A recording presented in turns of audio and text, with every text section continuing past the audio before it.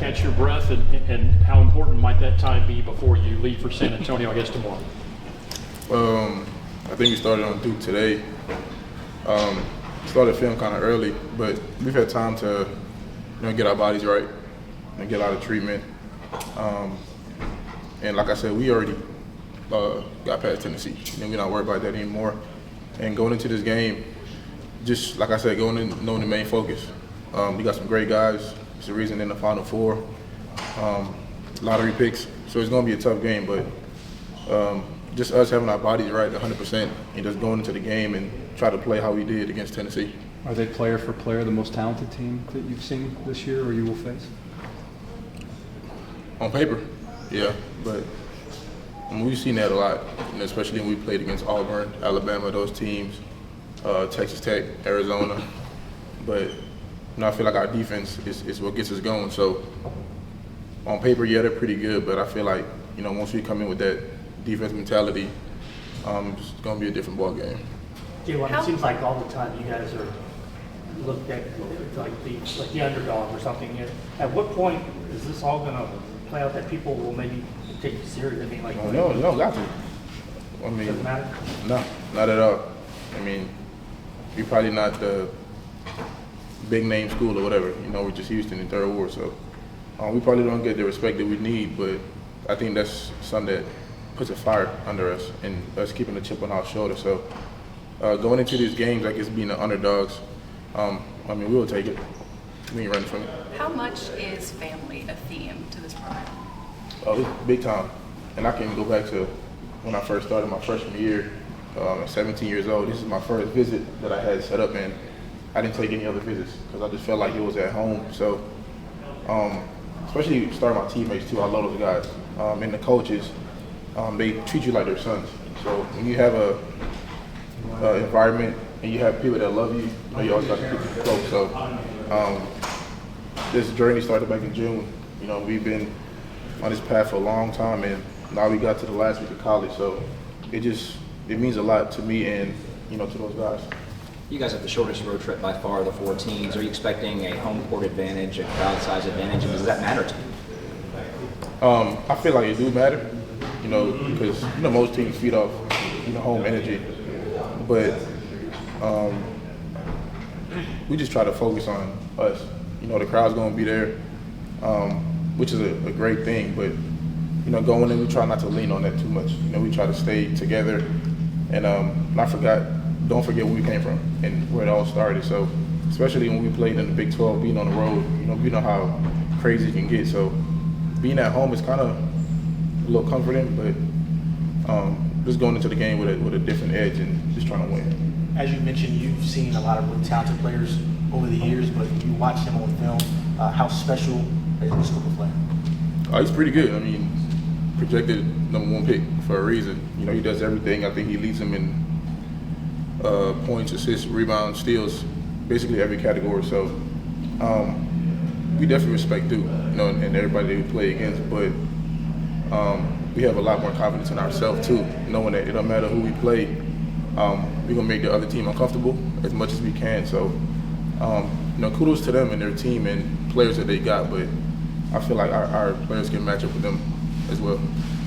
How this team's focus, this particular group, focus and maturity, how do you think that will help with all the hoopla and the Final Four? And is this the most mature, focused team you've been a part of?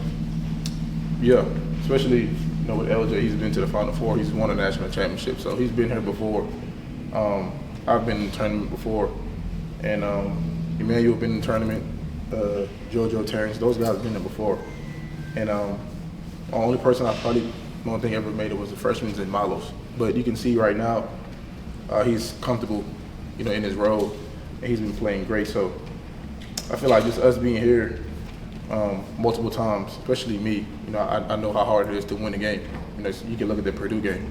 The game could have went anyway, but having guys that's been there before, not really that much pressure on us as much as it would be for first-year guys. So we just gotta, go into that game and just settle into the fight early. Jalen, since you've been here, this is sort of the way it's been, NCAA tournament, 2 Final Fours. And I'm curious, your first year, maybe some of the older guys, did you ever hear stories about what it was like before all this started? You know, maybe the tough times and the, you know, empty crowds and maybe this place not being here. Did any of your older teammates ever share those type of stories about where the programs come from? A little, not too much. I feel like you're trying to call me old again. I've been hearing this You call all. me old too. But I mean, I've heard about it. Yeah, back then, where you know, coach used to walk around and trying to get guys to come to games and stuff. But you know, I think coach did an amazing job. You know, with the whole facility and everything that comes with Houston basketball. And I talked to Galen, you know, every once in a while, and he's told me how it's been to, you know, playing at TCU and all that, not playing here. But I feel like this program has definitely came a long way, and it's always been a winning program, especially under Coach Sampson. So, where the program is right now, I think it's only going to get better. And I've learned a lot from those guys that came before me, and guys that I played with that left. And now that I've been here for 6 years, I kind of see the ins and outs of it.